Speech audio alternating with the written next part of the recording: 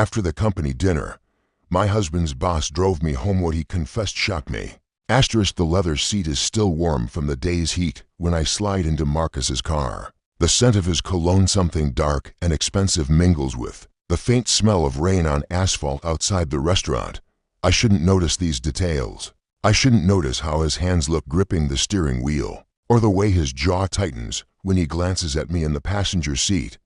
Thank you for this, I say, smoothing my dress over my thighs. The fabric suddenly feels too thin, too revealing under his brief gaze. David got so caught up with those clients from Chicago. You know how he gets.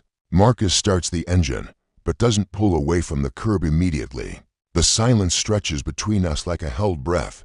Outside, other couples from the company dinner emerge from the restaurant, laughing and loose with wine.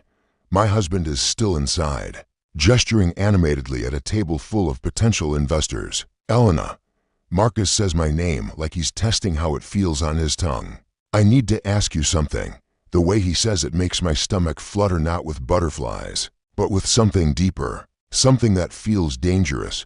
I turn to study his profile in the dim glow of streetlights. Marcus Hamilton has always been handsome in that understated way that successful men perfect, silver threading through dark hair, lines around his eyes that speak of intelligence and careful observation. But tonight, there's something different, something raw in the set of his shoulders. What is it? I ask, though part of me doesn't want to know. He shifts the car into drive, but his eyes find mine in the rearview mirror before he looks away. How well do you think you know your husband? The question hits like cold water. I laugh, but it comes out brittle. What kind of question is that? An important one. We're moving now, through the city's arteries of light and shadow. The radio plays something low and bluesy that matches the sudden weight in my chest. I watch Marcus's hands on the wheel, capable hands that built a company from nothing. Hands that I've watched gesture through 1,000 meetings. Hands that I've imagined. No, I stopped that thought before it can fully form. Marcus, you're scaring me. Good, he says quietly. Maybe you should be scared. The city slides past us like a dream, neon reflections on wet streets. Couples walking close under umbrellas they don't really need. The warm glow of apartment windows where other people are living simpler lives. I press my back against the seat and try to ignore how my pulse has quickened. What do you mean? He takes a left turn that's not toward my house. I should ask where we're going, but I don't. Instead, I watch the muscles in his forearms flex as he navigates through traffic. The way his breath seems deliberately controlled. Elena, my name again, softer this time, like an apology. What I'm about to tell you, it's going to change everything. The car smells like possibility and secrets. Like the moment before lightning strikes, I should tell him to turn around, to take me home, to keep whatever he knows locked away where it can't hurt me. But I don't. Then tell me, I whisper. Marcus pulls into an empty parking lot overlooking the river. The city spreads out below us like scattered jewels, and the only sound is the soft tick of the cooling engine and our synchronized breathing. He turns off the car but leaves the radio playing. The music wraps around us like velvet. Your husband, he says, and his voice catches slightly on the words. David isn't who you think he is. I want to argue, to defend, to laugh this off as some kind of misunderstanding. But there's something in Marcus's tone, pain, maybe, or reluctance that stops me. Something that makes me lean closer instead of pulling away. What do you mean? I ask again, but this time the words are barely audible. Marcus turns to face me fully, and in the dim light, I can see conflict written across his features. His eyes hold mine with an intensity that makes my breath catch. He's been lying to you, Elena, about everything. The world tilts, not just his words, but the way he's looking at me, like I'm something precious that's been carelessly handled, like he's been watching me break for longer than I realized. How long have you known? I hear myself ask, though I don't remember deciding to believe him. Too long, he says, and not nearly long enough. The double meaning in his words settles between us like heat lightning. This isn't just about David's lies. This is about something else entirely, something that's been building in glances across conference rooms and accidental touches at office parties. Something that makes my wedding ring feel suddenly too tight. Marcus reaches toward me, then stops, his hand suspended. "In the space between us, Elena," he says, "there's something else you need to know." His hand hovers in the air between us, and I can feel the heat radiating from his palm even though he's not touching me. The space feels electric, charged with all the words we haven't said and all the boundaries we haven't crossed. "Don't," I whisper, but I'm not sure if I'm telling him not to touch me or not to stop. "Don't what?" Marcus's voice is rough, lower than usual. His hand drops to the gear shift, fingers drumming against the leather in a rhythm that matches my racing heart. "Don't tell me things that will ruin my life." He laughs, but there's no humor in it. "Your life is already ruined, Elena. You just don't know it yet." The city lights blur as unexpected tears prick my eyes. I turn toward the window, watching the river flow dark and endless beneath us. A couple walks along the waterfront below, their silhouettes pressed close together, and I feel a sharp stab of something that might be envy. "Talk to me," Marcus says softly. "When was the last time David really looked at you? Really saw you?"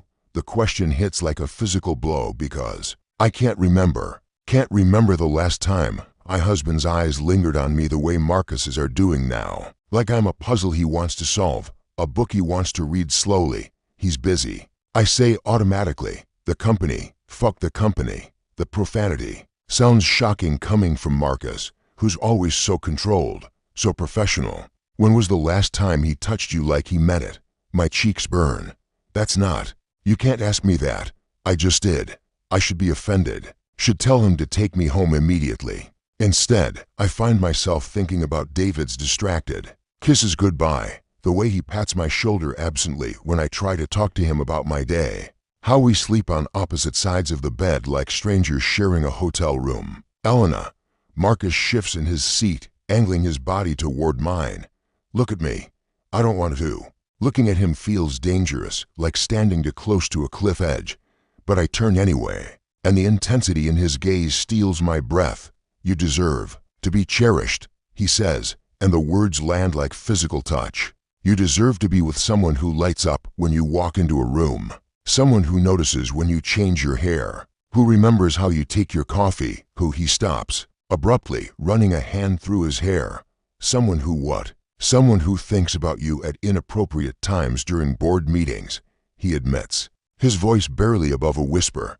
The confession hangs between us like a live wire. I should be shocked, should put distance between us, should remind him that I'm married to his employee. Instead, heat pools low in my stomach, and I find myself leaning closer. "Marcus, I know." His hand moves to my cheek, thumb brushing away a tear I didn't realize had fallen. "I know this is wrong. I know you're married. I know David works for me. But Elena, I've been watching him take you for granted for 3 years, and I can't stand it anymore."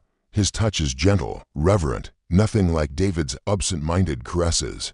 I close my eyes and lean into his palm, letting myself have this moment of being truly seen, truly wanted. "What did he lie about?" I ask without opening my eyes. Marcus's thumb stills against my cheek. "The Henderson account." My eyes snap open. "What about it?" "He didn't land it. He's been falsifying reports, covering up the loss with money from other accounts. The audit next month is going to expose everything." The world tilts again. David has been bragging about the Henderson account for months, claiming it was his biggest success. He bought me an expensive necklace to celebrate, took us on that weekend getaway to the wine country. "How much?" I whisper. "2 million, maybe. More." I feel sick. Our mortgage, our credit cards, our entire life built on lies and stolen money. "What's going to happen to him?"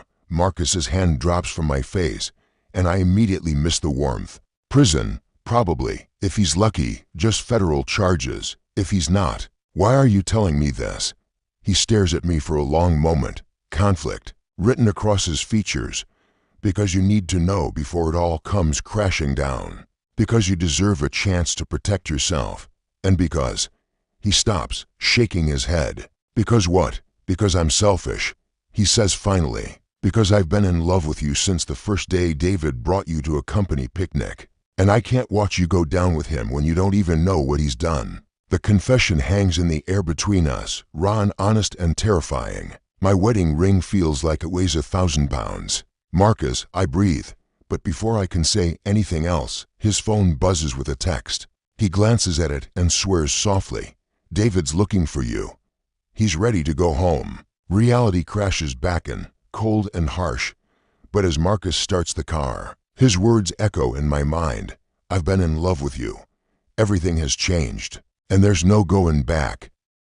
"What the hell is this?" David's voice cuts through the car window like broken glass. His face is red with wine and fury as he peers into Marcus's car, taking in our close proximity. Our joined hands, the guilty flush I can feel burning across my cheeks. Marcus squeezes my fingers once before releasing them, but he doesn't move away, doesn't try to put innocent distance between us. "David," he says calmly, rolling down the window. "Elena needed some air. We were just talking. David's laugh is ugly, right? "Elena, get out. Now. Don't speak to her like that." Marcus's voice carries the quiet authority of a man used to being obeyed. But there's steel underneath the calm. "She's my wife." David snarls. "I'll speak to her however I damn well please." "No," I say quietly, finding my voice. "Actually, you won't."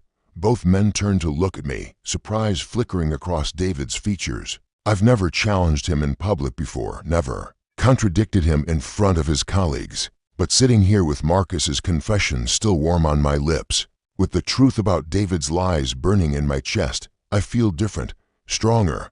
"Get in the car. Elena." David's voice is dangerously low now. "We're going home." "She's not going anywhere with you," Marcus says, his own voice hardening. "Not tonight. Like hell she's not." David yanks at the car door handle, but it's locked. "Elena." I'm not going to ask again. Marcus turns to me, his eyes intense in the dim light. "It's your choice," he says softly. "But whatever you decide it for yourself, not because you're afraid of him." Am I afraid of David? The question hits me like a revelation. When did my husband become someone who made me shrink into myself? Someone whose anger felt like a threat? When did I stop being a partner and become something to be managed, controlled? "Elena." David's voice has taken on a wheedling quality now. "Baby, whatever Marcus told you, whatever he said, he's trying to cause problems between us. You know that, right? He's always been jealous of what we have." The lie comes so easily to him, so smoothly that I almost believe it for a second, almost let myself fall back into the pattern of accepting his version of reality over my own instincts. But then I remember the Henderson account, the falsified reports, the $2 million he stole. I remember Marcus's words, "You deserve to be cherished." "I'm not coming home with you tonight," I say, my voice stronger than I feel. David's face goes white, then red. "What did you just say to me?" "You heard her," Marcus says quietly, but there's a threat in his tone that makes the hair on the back of my neck stand up. "This is between me and my wife." David's hands are clenched into fists now. "Elena, you get out of that car right now, or what?" I challenge, surprised by my own boldness. What are you going to do, David? Hit me? Would that be a first?" The words slip out before I can stop them, and the silence that follows is deafening. David's mouth opens and closes like a fish, and I can see Marcus processing what I've just revealed, his jaw tightening with barely controlled rage. "Elena," Marcus says very carefully, "has he hurt you before?" I don't answer directly, can't bring myself to say the words out loud, but the look on my face must be answer enough, because Marcus is suddenly moving, getting out of the car with predatory grace. "Marcus." "No," I start, but he's already facing David across the small space between vehicles. "You put your hands on her." Marcus's voice is deadly quiet. "That's none of your business," David blusters, but he takes a step back. Marcus has 6 inches and 30 pounds on him, and right now, he looks like he's considering using every bit of that advantage. "Everything about Elena is my business now," Marcus says, "and if you ever touch her again, I will destroy you in ways that have nothing to do with the Henderson account." David goes pale. "What do you know about Henderson?" "I know you're a thief," Marcus says conversationally. "I know the FBI is going to arrest you in approximately 10 days. I know you've been stealing from the company to maintain a lifestyle you can't afford. And I know that when they do arrest you, Elena is going to need someone to protect her from the media circus that follows. You can't prove anything," David says, but his voice is shaking now. Actually, I can. The audit trail was remarkably easy to follow once I knew what to look for. Marcus steps closer. The only question is whether you leave Elena alone voluntarily, or whether I have to make sure you can't hurt anyone for the next 10 to 15 years. David looks between us, Marcus, standing like an avenging angel in his expensive suit, and me, still sitting in the passenger seat of another man's car. My wedding ring catching the streetlight like an accusation. This isn't over, David says. Finally, yes, Marcus replies. It is. David storms back to his BMW, tires squealing as he drives away. I'm shaking, adrenaline and fear and something that might be relief coursing through my veins. Marcus gets back into the car and immediately reaches for me. Elena, are you? I launch myself across the console into his arms, needing his strength, his warmth, his promise of protection. He holds me tight, one hand stroking my hair, murmuring soft reassurances against my temple. I've got you, he whispers. You're safe now. I've got you. For the first time in years, I believe it.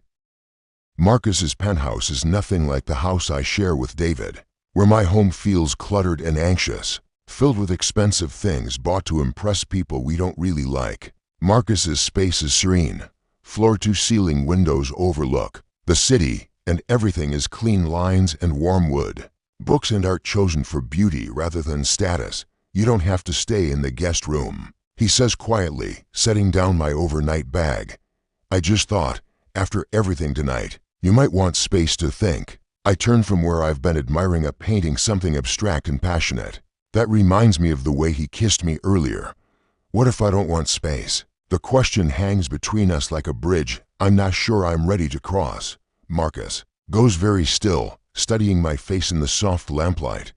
Elena, he says carefully, you're still married. You're going through a crisis. I don't want you to do anything you'll regret when the dust settles. What if the only thing I regret is waiting so long to feel alive again? It's a brave thing to say, braver than I feel. But it's also true. Standing here with him, away from David's lies and anger and casual cruelty, I feel like I'm waking up from a long, gray dream. Marcus crosses to me slowly, giving me time to change my mind, time to retreat. But I don't move away. Instead, I reach up and touch his face, letting my fingers trace the line of his jaw. I'm not going back to him. I say softly, whatever happens with the FBI, whatever comes next, I can't pretend anymore that what David and I have is love, Elena. His voice is rough with want and restraint. I know it's messy. I know the timing is terrible. But Marcus, when you told me you loved me, when you kissed me, that's the first time I've felt real in years. He catches my hand, pressing my palm flat against his chest where I can feel his heart racing. You feel real to me too, he admits. You've felt real to me since the moment I met you. Do you know how many nights I've lain awake thinking about you, imagining what it would be like to come home to you, to wake up beside you, to have the right to touch you whenever I wanted. His words send heat spiraling through me. Show me, I whisper, just like I did in the car. But this time, there's no husband to interrupt us, no guilty conscience to pull us apart. Marcus searches my eyes one more time, looking for doubt, for hesitation.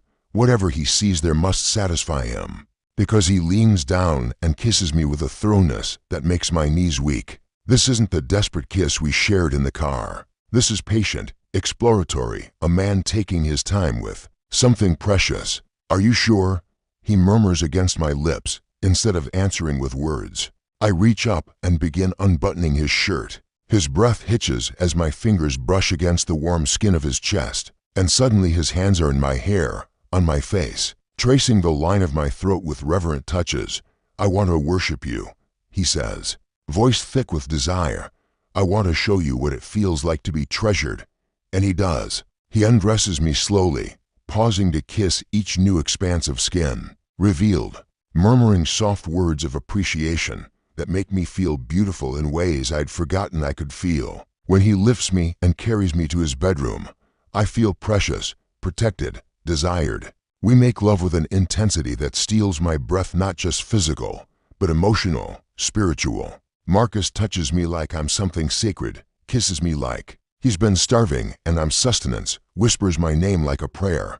And when he moves inside me, when we're as close as two people can be. I understand for the first time what true intimacy feels like. Afterward, we lie tangled together, my head on his chest, his fingers tracing lazy patterns on my bare shoulder. The city spreads out below us through the windows, millions of lights like fallen stars. What happens now? I ask softly. Now we take it one day at a time, Marcus says, pressing a kiss to the top of my head. Tomorrow I'll call my lawyer. Get the divorce proceedings started before the FBI moves on David. We'll protect your assets, make sure you're not liable for his crimes, and then we build something real together, something honest. His arms tighten around me. If you want that. I tilt my head to look at him, this man who saw me when I was invisible, who protected me when I was vulnerable, who loved me when I'd forgotten I was worth loving. I want that, I say, and seal the promise with a kiss that tastes like hope and new beginnings. Outside, the city sleeps, unaware that in this quiet penthouse high above the streets, a woman has remembered who she used to be and discovered who she's meant to become. The past is behind us. The future is ours to write. Together. Marcus drives in silence, but the air between us pulses with everything unsaid. I watch his profile in the passing streetlights, the strong line of his jaw, the way his eyes keep flicking to me like he can't help himself. My wedding ring catches the light, a cold reminder of promises I made to a man who's been lying to me for months. Where should I drop you off? He asks as we approach the restaurant district. The words stick in my throat. Going back to David feels impossible now, like putting on clothes that no longer fit. I can't face him yet.